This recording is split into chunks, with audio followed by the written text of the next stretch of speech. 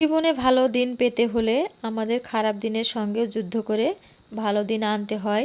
তো সেটা তাড়াতাড়ি হয় না, সেটাকে অনেক পরিশ্রম করে অনেক কষ্ট করে তবেই সফলতা আনা যায়।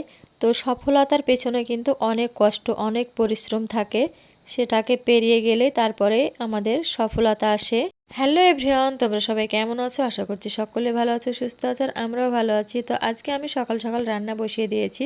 তো আজকে আমি রান্না করব উনুনে। তো তার জন্য আমি ভাতটা উনুনে বসিয়ে দিয়েছি। আর এখানে দেখো আমি আজকে রান্না করব ফুলুরি, তার সঙ্গে আছে পাতলা করে মসুর ডাল বানিয়েছি। তো এখানে দেখো আমার মাংসটা রান্না করা হয়ে গেছে। তো আমি আজকে গোটা গোটা রসুন দিয়ে মাংস রান্না করেছি, তো ভীষণ টেস্ট হয়েছিল। তো এখানে দেখো পাতলা করে মসুর ডাল তোমাদেরকে আগেই দেখালাম, আর এখানে আছে ফুলুরি, আর করেছি আলু দিয়ে করলা ভাজা।